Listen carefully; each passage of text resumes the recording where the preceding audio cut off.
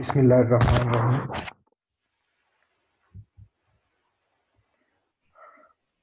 Today we will discuss neutron activation analysis. I am Muhammad Zafrullah and course name is Nuclear Analytical Techniques. की concepts जो हम इसमें देखेंगे वो हम introduction देखेंगे. Principal neutron activation analysis, detection of radionuclides, kinetic of activation, choosing the appropriate procedure, irradiation condition, measurement of radioactivity, experimental parameters, instrumental neutron activation analysis and procedure in short.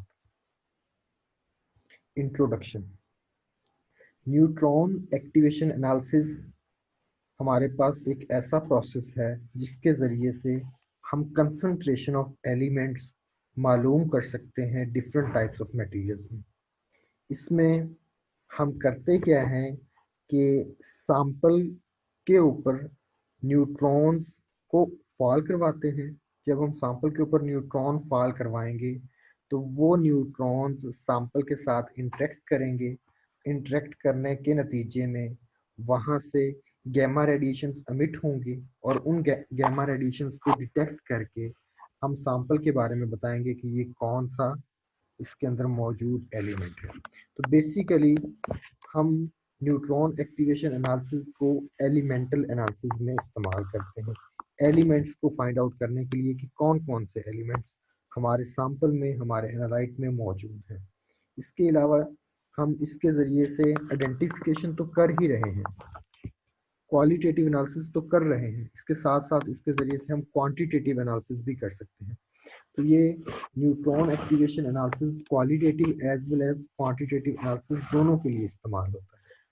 इसी तरीके से जो न्यूट्रॉन एक्टिवेशन एनालिसिस है इसकी मुख्तलिफ applications हैं, जैसा कि रिसर्च फील्ड में जियोलॉजी है, आर्कियोलॉजी है, मेडिसिन है, इन्वायरमेंटल मॉनिटरिंग है, फोरेंसिक साइंस, इन सब में न्यूट्रॉन एक्टिवेशन एनालिसिस की एप्लीकेशन है.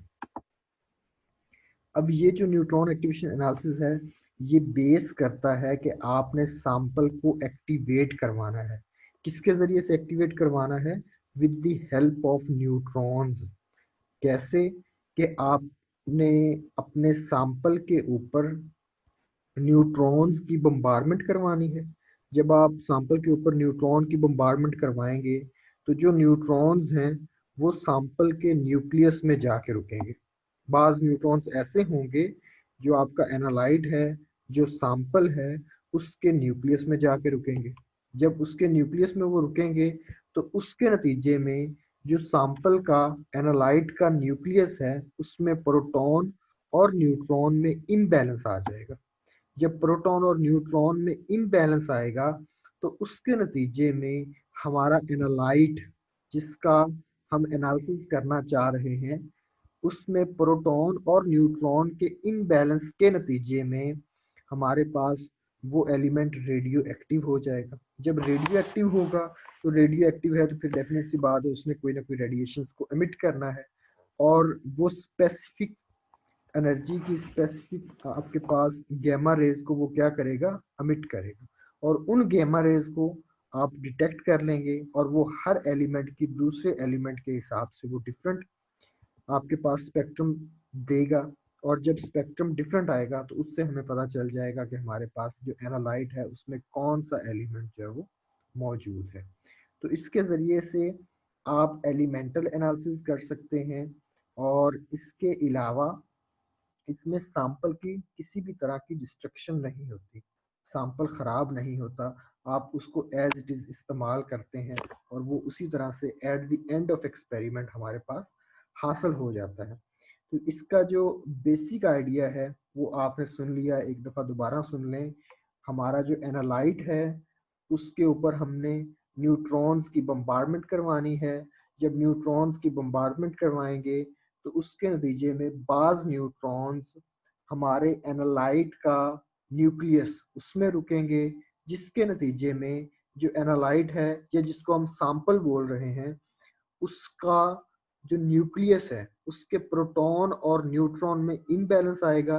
जब प्रोटॉन और न्यूट्रॉन में इम्बैलेंस आएगा तो वो जो हमारा एनालाइट है या सैंपल जिसको हम बोल रहे हैं वो रेडियो एक्टिव मटेरियल बन जाएगा। जब रेडियो एक्टिव मटेरियल बनेगा तो वो डेफिनेट सी बात है अपने हाफ लाइफ के बाद रेडिएशंस को एमिट करेगा। जब रेडिएशंस एमिट करेगा तो उन एमिटेड रेडिएशन से हम अंदाज़ा लगाएंगे, डिटेक्टर उन रेडिएशन को डिटेक्ट करेगा और हम अंदाज़ा लगाएंगे कि हमारा एनालाइट किस तरह का है। तो ये हमारे पास बहुत ही इम्पोर्टेंट टेक्निक है कि इसमें हमारे पास सैंपल डिस्ट्रॉय नहीं हो रहा, बल्कि हमारा सैंपल जो है वो किस में कन्वर्ट हो रहा है, रेडियो एक्टिव मटेरियल में, और उस एमिटेड रेडिएशन से हम अपने सैंपल के बारे में इंफॉर्मेशन कलेक्ट कर रहे हैं। इसी वजह से ये हमारे पास नॉन डिस्ट्रक्टिव टेक्निक है, इसमें हमारा सैंपल डिस्ट्रॉय नहीं होता। और जो हिस्टोरिकल आर्टिफैक्ट्स हैं, जो हमारे पास आसार कदीमा की पुरानी चीज़ें हैं, उनको डिटेक्ट करने के लिए हम इसको इस्तेमाल करते हैं। और ये हमारे पास बहुत ही सेंसिटिव टेक्निक है। अगर एनालाइट की मिकदार बहुत ही कम हो तो भी हम न्यूट्रॉन एक्टिवेशन एनालिसिस के ज़रिए से अपने एनालाइट को, सैंपल को हम क्या कर सकते हैं, डिटेक्ट कर सकते हैं।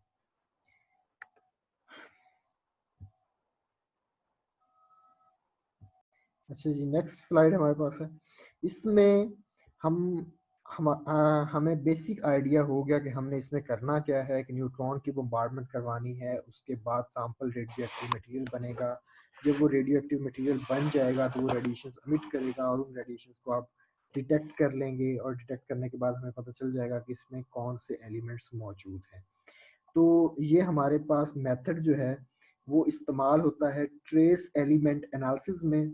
जैसा कि हाई प्योरिटी सब्सटेंसेस हमारे पास होती हैं, और उसमें इसी वजह से इसको हम इस्तेमाल करते हैं कि ये हमारे पास जो सेमीकंडक्टर टेक्निक्स हैं उसके अंदर एनालिसिस में इस्तेमाल करते हैं।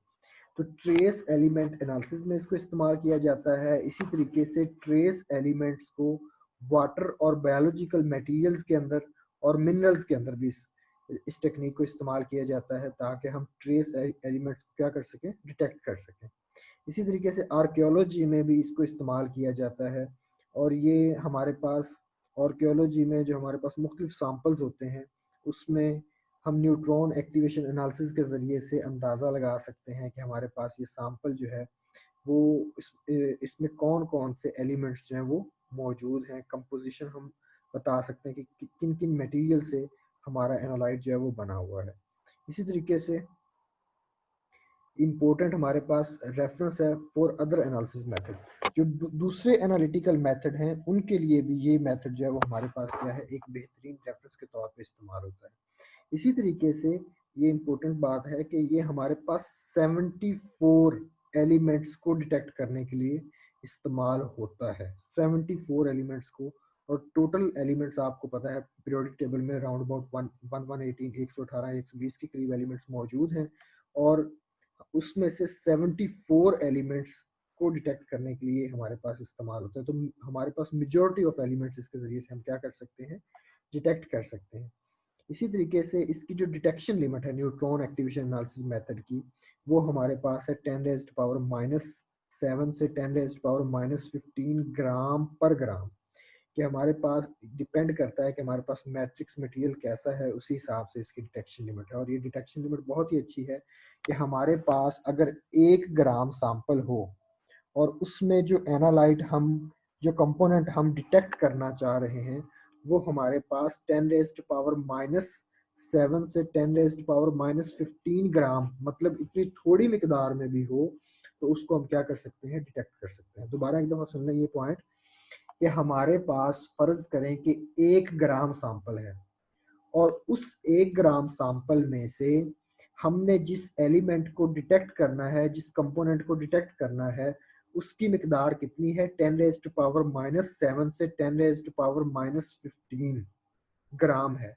इतनी कम मिकदार है, तो वो भी आप इसके ज़रिए से डिटेक्ट कर सकते हैं न्यूट्रॉन एक्टिवेशन एनालिसिस के ज़रिए से। इसी तरीके से जो रेयर अर्थ एलिमेंट्स हैं, जिनको हम लेंथेनाइड्स बोलते हैं, उनको भी हम इस्तेमाल कर सकते हैं जब हम थर्मल न्यूट्रॉन्स को इस्तेमाल करते हैं। थर्मल न्यूट्रॉन्स न्यूट्रॉन की एक टाइप है, उसके ज़रिए से हम रेयर अर्थ एलिमेंट का एनालिसिस कर सकते हैं, उनमें देख सकते हैं कि हमारे सैंपल में कौन कौन से रेयर अर्थ एलिमेंट्स मौजूद हैं।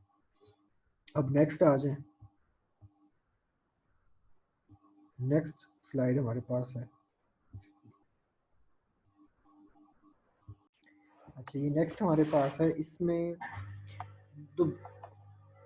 दोबारा से बताया गया है न्यूट्रॉन एक्टिवेशन एनालिसिस के बारे में, जिसमें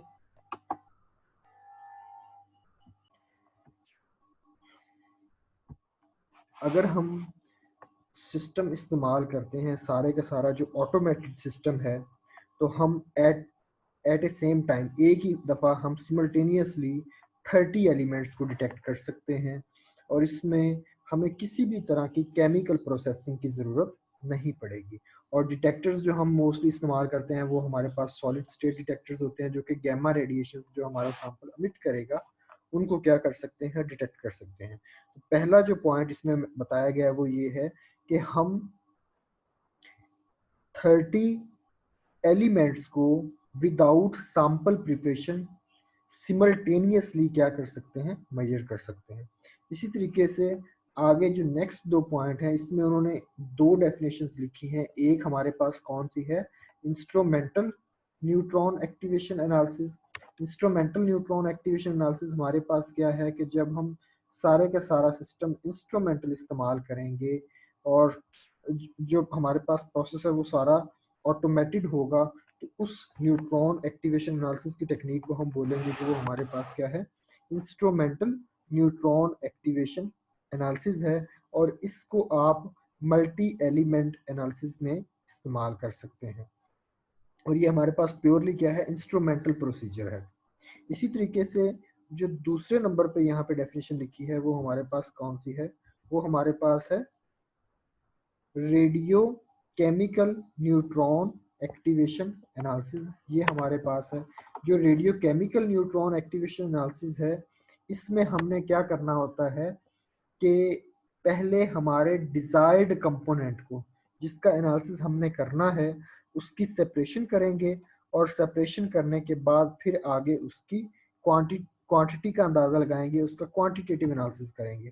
तो चूंकि इसमें हम मुख्तलिफ टेक्निक्स इस्तेमाल करके, मुख्तलिफ केमिकल रिएक्शंस करके अपने डिज़ायर्ड एनालाइट को पहले अलग करते हैं, और अलग करने के बाद फिर फर्दर उसका एनालिसिस करते हैं कि वो कितनी मिकदार में, कितनी क्वांटिटी में मौजूद है। तो इसमें हमें केमिकल सेपरेशन पहले करनी पड़ती हैं, जो जिसकी वजह से हमारे पास जो दूसरा मेथड है radio chemical neutron activation analysis, इसकी कॉस्ट बढ़ जाती है, और इसी वजह से इसको ज़्यादा प्रेफर नहीं किया जाता due to its high labour cost. तो हमने इस स्लाइड में देखा है कि हम न्यूट्रॉन एक्टिवेशन एनालिसिस के ज़रिए से simultaneously more than 30 elements without chemical processing हम उनको क्या कर सकते हैं, डिटेक्ट कर सकते हैं। दूसरे नंबर पे न्यूट्रॉन एक्टिवेशन एनालिसिस हमारे पास दो तरह का, हमने इसको कैटेगरीज में डिवाइड कर दिया है। एक हमारे पास है इंस्ट्रूमेंटल न्यूट्रॉन एक्टिवेशन एनालिसिस, और दूसरे नंबर पे हमारे पास कौन सा है, radio chemical neutron activation analysis.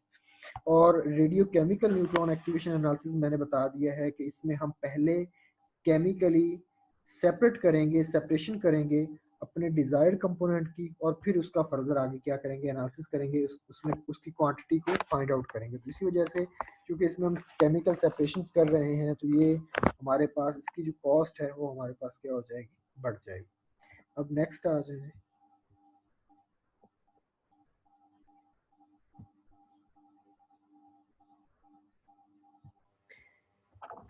Neutron activation analysis का बेसिक आइडिया आपको हो गया कि इसमें हमने क्या करना है कि सैंपल के ऊपर न्यूट्रॉन्स को बम्बार्डमेंट करवानी है। जब न्यूट्रॉन्स की बम्बार्डमेंट करवाएंगे तो वो हमारे पास जो उसमें मौजूद एलिमेंट्स हैं वो किसमें कन्वर्ट हो जाएंगे, रेडियो आइसोटोप्स में कन्वर्ट हो जाएंगे, रेडिएशन सबमिट करेंगे। जब वो रेडिएशन सबमिट करेंगे तो वो कैरेक्टरिस्टिक्स गैमा रेज प्रोड्यूस करेंगे। हर एलिमेंट की गैमा रेज दूसरे से डिफरेंट होंगी, और उनको हम डिटेक्ट कर लेंगे, और डिटेक्ट करने के बाद हमें पता चल जाएगा कि हमारे सैंपल में कौन सा एलिमेंट मौजूद है।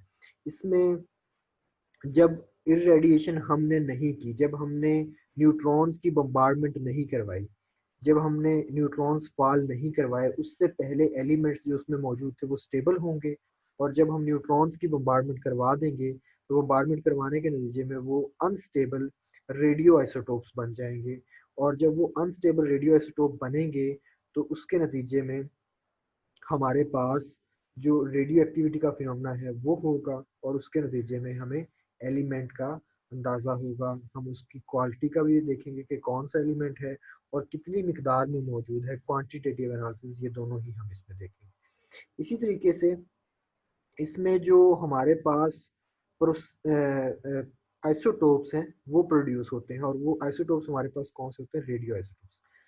आइसोटोप से भी पहले आप बेसिक्स के ऊपर आ जाएं। दो चीज़ें होती हैं, एक हमारे पास होता है एटॉमिक नंबर, और एक हमारे पास क्या होता है? एटॉमिक मास। जो एटॉमिक नंबर है उसको आप बोलते हैं कि वो क्या है? नंबर ऑफ प्रोटॉन्स है।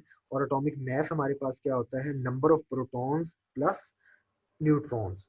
जो हमारे पास अकेले प्रोटॉन की तादाद है वो एटॉमिक नंबर है, और प्रोटॉन और न्यूट्रॉन की तादाद दोनों की मिला के हमारे पास क्या होता है? एटॉमिक मास होता है। अब फर्ज कर लें कि ये हमारे पास इस इक्वेशन में एक्स आप कंसिडर कर लें कि कोई भी हमारे पास क्या है? एलिमेंट है। एक्स वाई जी कोई भी एलिमेंट हो सकता है। तो ये हमारे पास पहले स्टेबल आइसोटोप है। अब ये स्टेबल एलिमेंट है, उसका स्टेबल आइसोटोप है, और उसमें जो नीचे आपको एक्स के नीचे लेफ्ट साइड पे इस इक्वेशन में आपको जी लिखा हुआ नजर आ रहा है। जी किसको रिप्रेजेंट करता है? एटॉमिक नंबर को। और उसके ऊपर स्केयर की फॉर्म में ए लिखा हुआ है। ए किसको रिप्रेजेंट कर रहा है? एटॉमिक मास को। और एक्स के इधर राइट साइड पे आपको कैपिटल एन लिखा हुआ नजर आ रहा है। एन किसको रिप्रेजेंट कर रहा है? नंबर ऑफ न्यूट्रॉन्स को। तो ये हमारे पास सिंपल एक रिप्रेजेंटेशन है जिसमें हमने एक्स कंसिडर किया है कि हमारे पास कोई भी एलिमेंट है, जेड उसका एटॉमिक नंबर है, ए उसका क्या है? एटॉमिक मास है, और एन उसमें क्या है? नंबर ऑफ न्यूट्रॉन्स है। और इसके अंदर आपने एक रिएक्शन प्रोड्यूस किया, उस रिएक्शन को हमने नाम दे दिया एन गैमा का। उस रिएक्शन को हमने किस चीज का नाम दिया? एन गैमा का नाम दिया। अब ये जो एन गैमा है ये क्या है? ये भी हम देखते हैं। और इसमें अब हमने इस x को एज ए सैंपल या एनालाइट लिया है, और इसके ऊपर न्यूट्रॉन्स की बम्बार्डमेंट करवाई है। जब न्यूट्रॉन्स की बम्बार्डमेंट करवाएंगे तो उसमें एक न्यूट्रॉन में क्या हो जाएगा? इजाफा। x के साथ जो n था, मैंने बोला है कि वो हमारे पास क्या है? नंबर ऑफ न्यूट्रॉन्स हैं। तो उससे आगे आप n गैमा से आगे देखें तो x के साथ n+1 लिखा हुआ है, जो कि जाहिर कर रहा है कि इसके न्यूक्लियस में एक न्यूट्रॉन इजाफी आ गया है। जब न्यूट्रॉन इजाफी आया है तो इसके एटॉमिक मास में भी क्या आ जाएगा? चेंज आ जाएगा। जो पहले ए था वो क्या हो जाएगा? A+1 हो जाएगा। तो एक न्यूट्रॉन का इसमें क्या हो गया है? इजाफा हुआ है। जब न्यूट्रॉन का इजाफा होगा तो उसके नतीजे में ये आइसोटोप कौन सा बन जाएगा? Radio active. क्योंकि इसमें प्रोटॉन न्यूट्रॉन जो पहले नॉर्मल हालत में मौजूद थे उसमें इम्बैलेंस आ गया है। इम्बैलेंस आने की वजह से जो नॉर्मल एलिमेंट था वो किस में कन्वर्ट हो जाएगा? रेडियो एक्टिव एलिमेंट में, रेडियो एक्टिव आइसोटोप में चेंज हो जाएगा। और जब रेडियो एक्टिव आइसोटोप में चेंज होगा तो उसके नतीजे में वो अपने हाफ लाइफ के बाद कौन सी रेडिएशन एमिट करेगा? Gamma radiation. और ऐसे रिएक्शन को आप बोलते हैं कि ये क्या होते हैं? N gamma reaction. और ये हमारे पास जो एन गैमा रिएक्शन है ये किसकी एग्जांपल है? ये न्यूक्लियर रिएक्शन की एग्जांपल है, जिसमें हम क्या करते हैं कि न्यूट्रॉन्स की बम्बार्डमेंट करवाते हैं।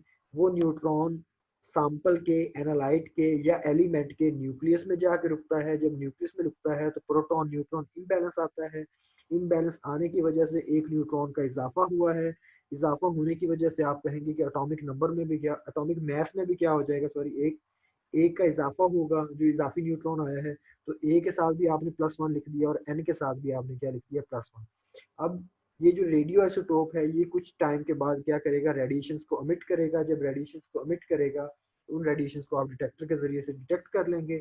और डिटेक्ट करने के बाद ये जो गैमा रेडिएशन अमिट करता है वो हर एलिमेंट की क्या होती है? स्पेसिफिक होती है। और उसको आप क्या करेंगे कि ऑलरेडी हमारे पास जो डाटा मौजूद है उसके साथ कंपेयर करके देख लेंगे कि ये किस एलिमेंट की गैमा रेडिएशंस हैं। उससे हमें पता चल जाएगा कि ये हमारे पास एलिमेंट कौन सा है।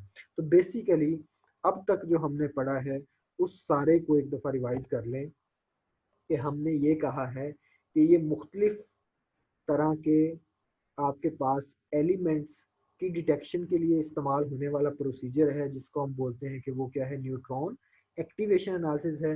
इसमें हमने करना क्या होता है कि न्यूट्रॉन्स की बम्बार्डमेंट करवानी होती है सैंपल के ऊपर। और सैंपल के ऊपर जब न्यूट्रॉन्स की बम्बार्डमेंट करवाते हैं तो वो न्यूट्रॉन्स हमारा जो एलिमेंट है उसके न्यूक्लियस में जाके रुकता है। जब न्यूक्लियस में रुकता है तो प्रोटॉन न्यूट्रॉन इम्बैलेंस आता है। और वो एलिमेंट जो पहले स्टेबल होता है वो किस में कन्वर्ट हो जाता है, रेडियो आइसोटोप में चेंज हो जाता है। जब रेडियो आइसोटोप में चेंज होगा तो वो हाफ लाइफ के बाद क्या चीज एमिट करेगा, रेडिएशन एमिट करेगा, गैमा रेडिएशन एमिट करेगा। उन गैमा रेडिएशन को हम डिटेक्ट करेंगे और हम बता देंगे कि हमारा एलिमेंट जो है वो कौन सा है। तो बेसिकली ये टेक्निक हमारे पास qualitative as well as quantitative analysis के लिए इस्तेमाल होती है।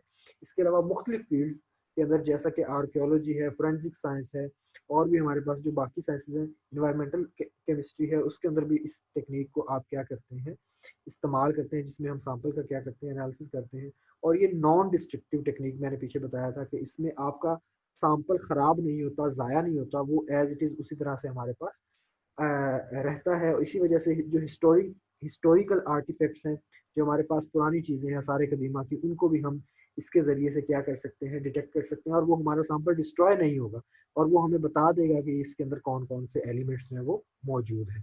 तो ये नॉन डिस्ट्रक्टिव टेक्निक है। इसके अलावा हमने बताया था कि इसकी डिटेक्शन लिमिट बहुत अच्छी है। न्यूट्रॉन एक्टिवेशन एनालिसिस जो है, इसकी डिटेक्शन लिमिट क्या है, हमारे पास काफ़ी बेहतर है। बहुत ही थोड़ी मिकदार में भी अगर हमारे पास जो डिजायर्ड कंपोनेंट जिसको हम डिटेक्ट करना चाह रहे हैं वो मौजूद है होगा, तो उसको हम क्या कर लेंगे, डिटेक्ट कर लेंगे। इसके अलावा पीछे मैंने बताया था कि हमारे पास दो तरह का होता है। एक हमारे पास कौन सा है, इंस्ट्रूमेंटल न्यूट्रॉन एक्टिवेशन एनालिसिस है, और दूसरा हमारे पास कौन सा था, radio chemical neutron activation analysis था।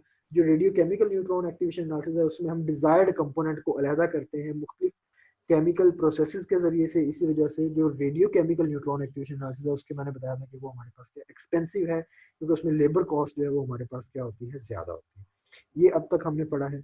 अब नेक्स्ट देखें कि ये हमारे पास एक नई बात शुरू हो रही है कि अगर न्यूक्लियाइड जो प्रोड्यूस हमारे पास हुआ है वो रेडियो एक्टिव है, तो जो न्यूक्लियर ट्रांसफॉर्मेशन उसमें होगी वो किसको फॉलो करेगी, फर्स्ट ऑर्डर काइनेटिक्स को वो क्या करेगी, फॉलो करेगी। फर्स्ट ऑर्डर काइनेटिक्स क्या है, वो नेक्स्ट आपने इक्वेशन भी एक देखी है, उसको दोबारा हम देखेंगे कि D T is equal to D nought e की पावर माइनस लेमडा टी। यहाँ पे हमारे पास इस इक्वेशन को फॉलो करेगी क्या, जो हमारे पास काइनेटिक्स है कि किस रेशो के साथ, किस शरह के साथ रिएक्शन फॉरवर्ड डायरेक्शन में मूव करना है, वो किसको फॉलो करेगी, फर्स्ट ऑर्डर काइनेटिक्स को, फर्स्ट ऑर्डर इक्वेशन को। आपने फिफ्थ सेमेस्टर में या फोर्थ में आई थिंक देखा था कि हमारे पास ऑर्डर ऑफ रिएक्शन की मुख्तलिफ टाइप्स हैं। जीरो ऑर्डर रिएक्शन हो सकता है, फर्स्ट ऑर्डर रिएक्शन हो सकता है, सेकंड ऑर्डर रिएक्शन हो सकता है, थर्ड ऑर्डर रिएक्शन हो सकता है, और उनकी आगे फर्दर सब कैटेगरीज भी थी।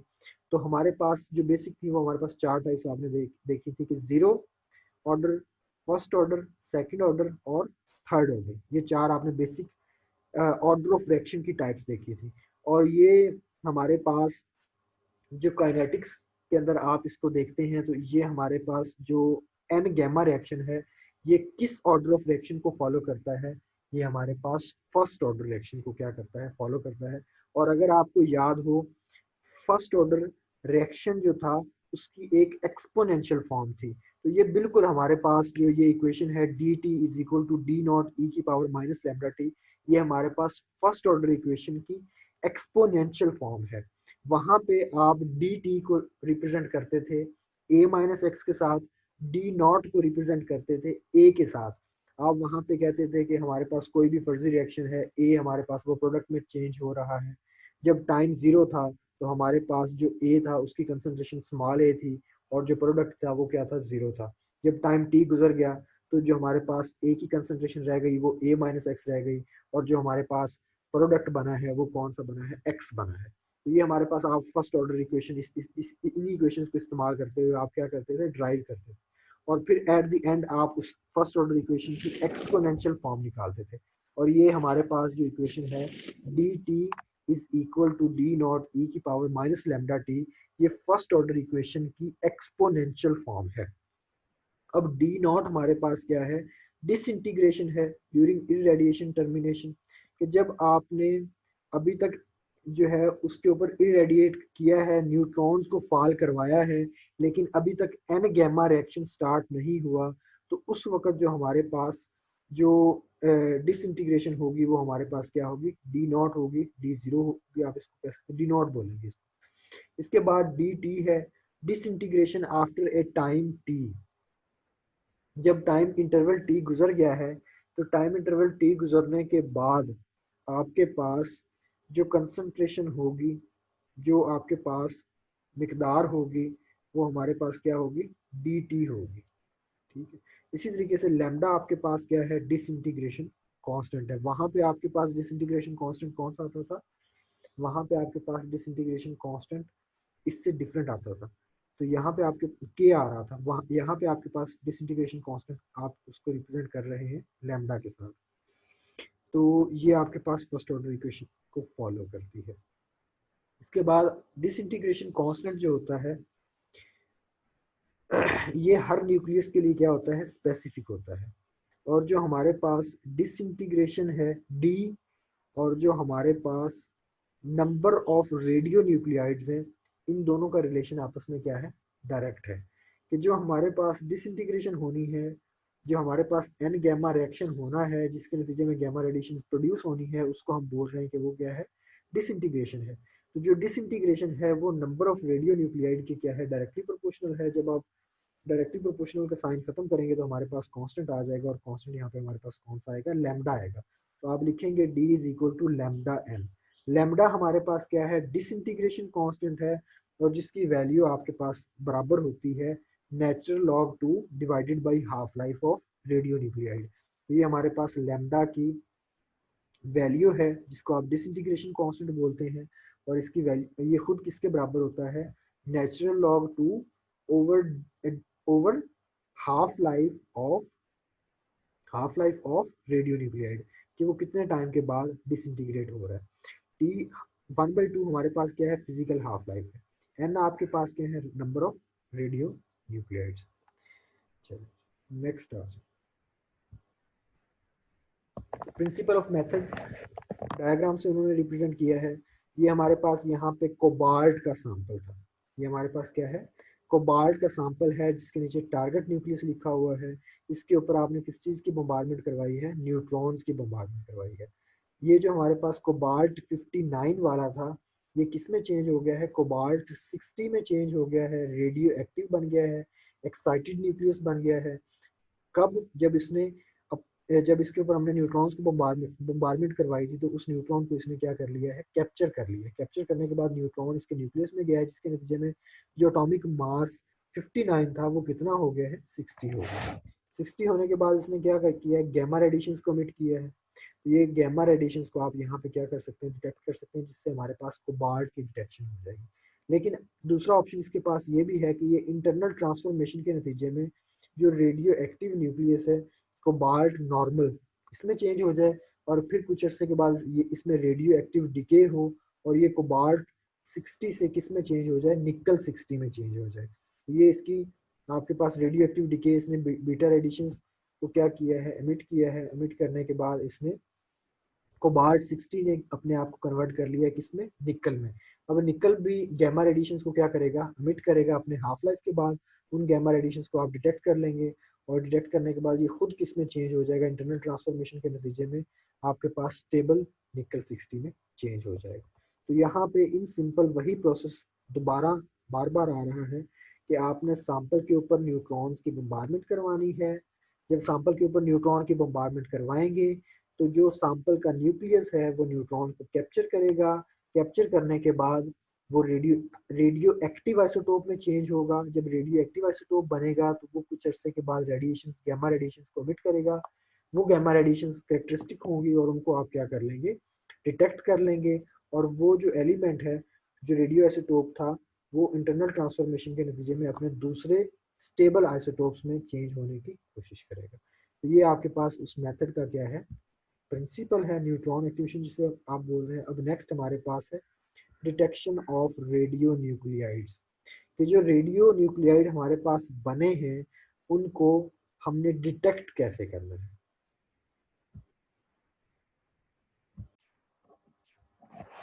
डिटेक्शन ऑफ रेडियो न्यूक्लियोटाइड हम कर सकते हैं जर्मेनियम डिटेक्टर, जो कि आम तौर पे रेडियो एक्टिविटी को मेजर करने के लिए इस्तेमाल होता है, उसको हम यहाँ पे भी इस्तेमाल कर सकते हैं।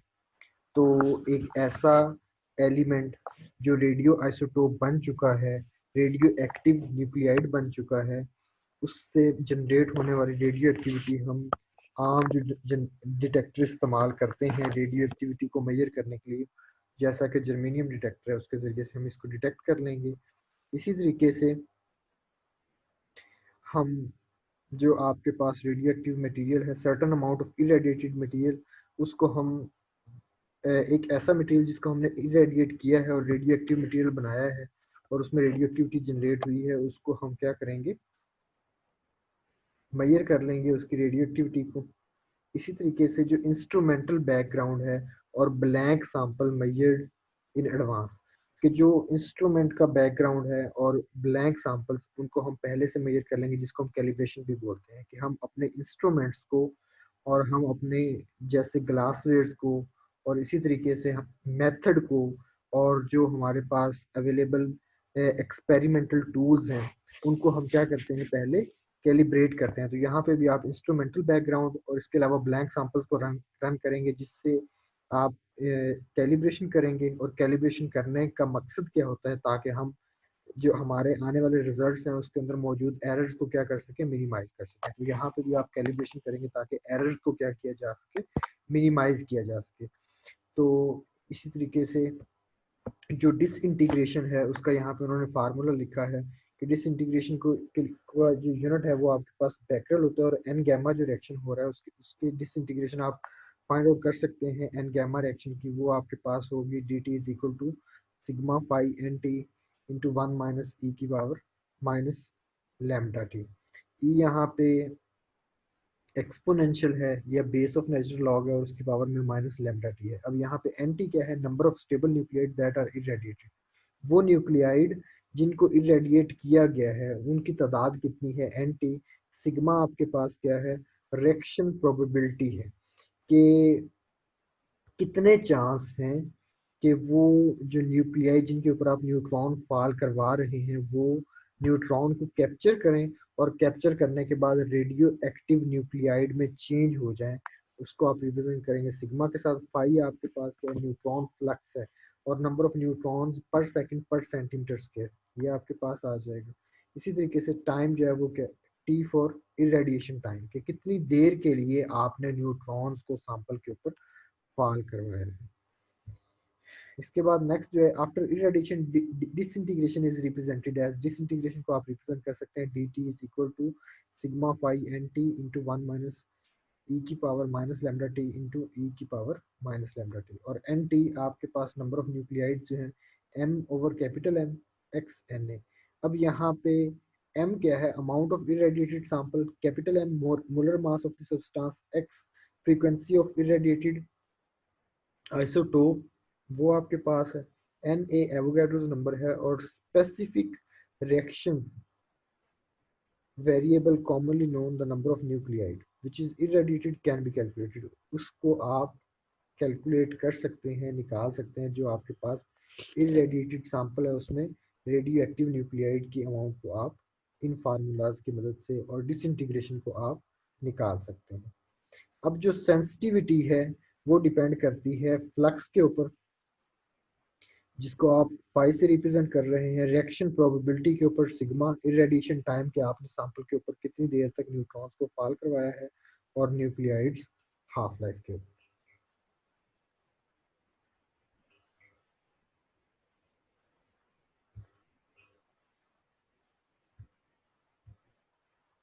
अच्छा, इसके बाद हमने पढ़ना है काइनेटिक्स, कि जो आपके पास रेडियो रेडियो एक्टिविटी का फिनोमेना हो रहा है, वो प्रॉपर एक रिएक्शन आपका हुआ, आपने कहा कि उसको फर्स्ट ऑर्डर रिएक्शन को वो फॉलो करेगा, फर्स्ट ऑर्डर काइनेटिक्स को फॉलो करेगा। और उस रिएक्शन की जो काइनेटिक्स है वो अब हमने देखनी है। केमिकल काइनेटिक्स आपने देखा है कि जिसमें हम स्टडी करते हैं रेट ऑफ रिएक्शन को, मैकेनिज्म ऑफ रिएक्शन को, और इसके अलावा factors affecting rate of reaction. और रेट ऑफ रिएक्शन किसको बोलते हैं, change in concentration with respect to time interval, उसको आप बोलते हैं कि वो क्या है, रेट ऑफ रिएक्शन है। तो यहाँ पे काइनेटिक्स में हम रेट ऑफ रिएक्शन को स्टडी करेंगे। कौन से रिएक्शन को, जो रेडियो एक्टिव रिएक्शन है उनको हम क्या करेंगे, यहाँ पे स्टडी करेंगे।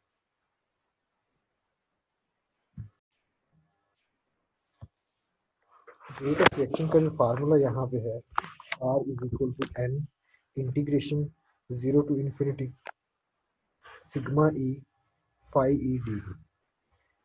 इंटीग्रेशन है तो फिर उसके हिसाब से डेरिवेटिव डी ये लाजमी तौर पे आएगा। एन यहाँ पे क्या है, नंबर ऑफ इंटरेक्टिंग आइसोटोप्स हैं। Sigma E cross section in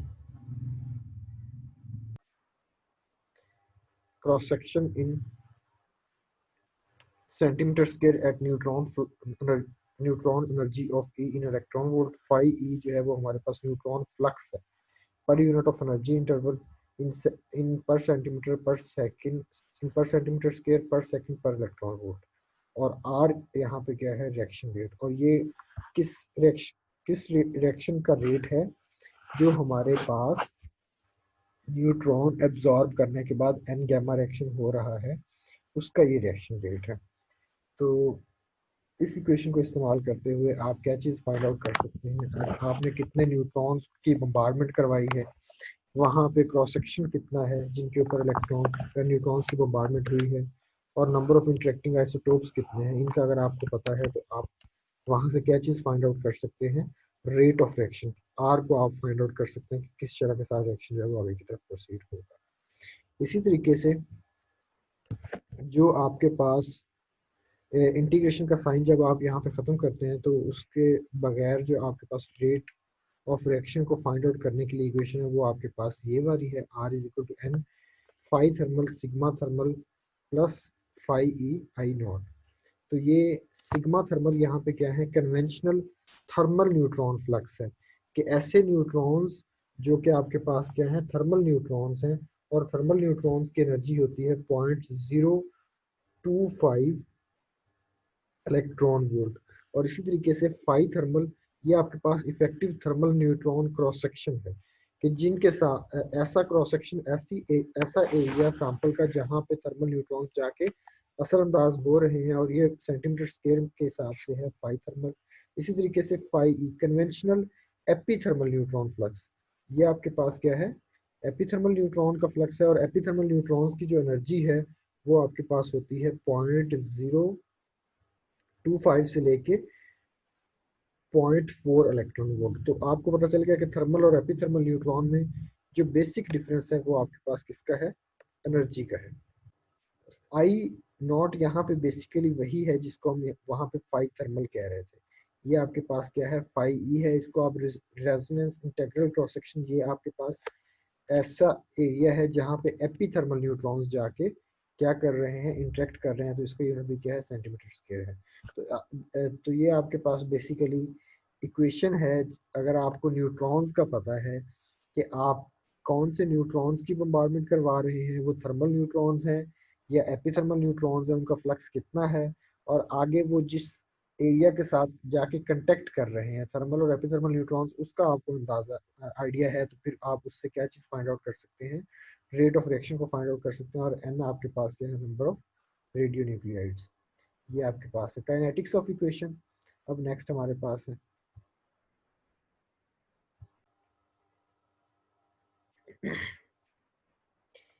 activity of isotope depends on time.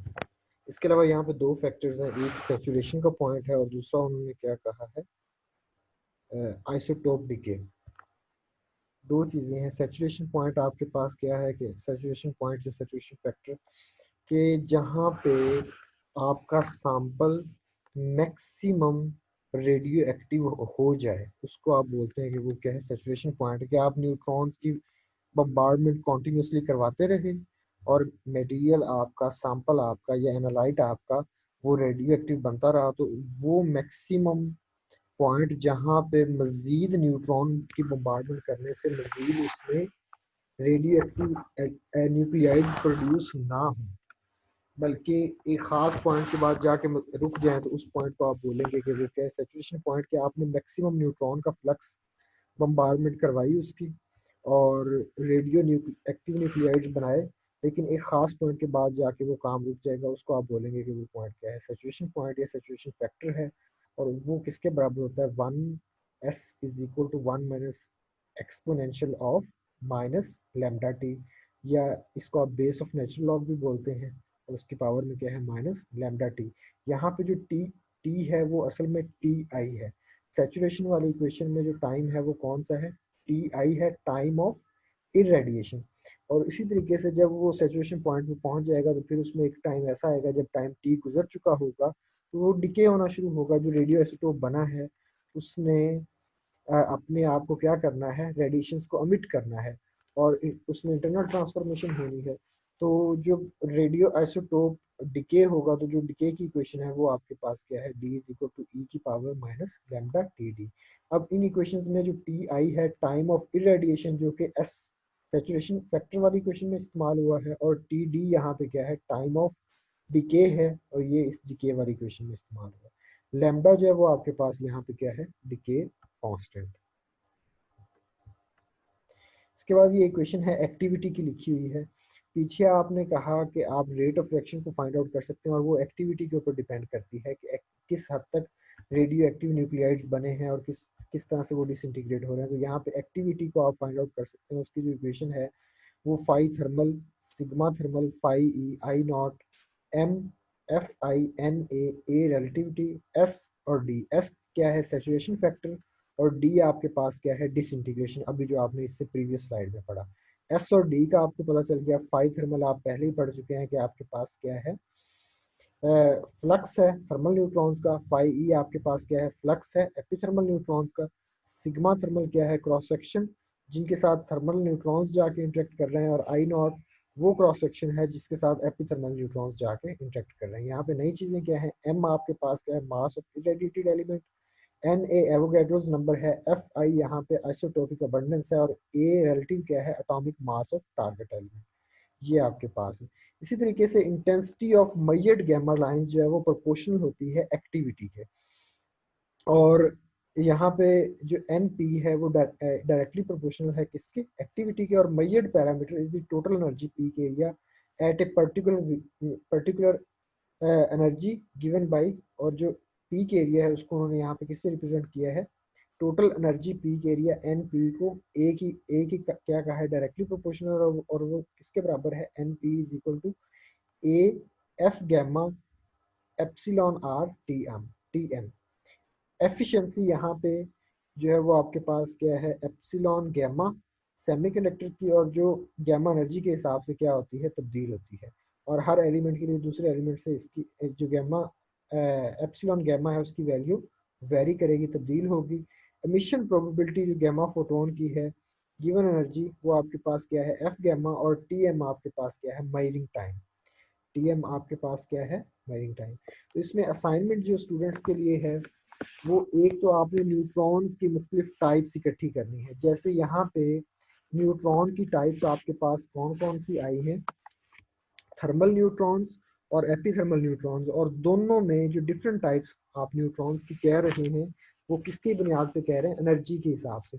तो एनर्जी डिस्ट्रीब्यूशन के अकॉर्डिंग आपने न्यूट्रॉन्स की मुख्तलिफ टाइप्स वो इकट्ठी करनी है कि कौन कौन सी न्यूट्रॉन्स की टाइप्स है।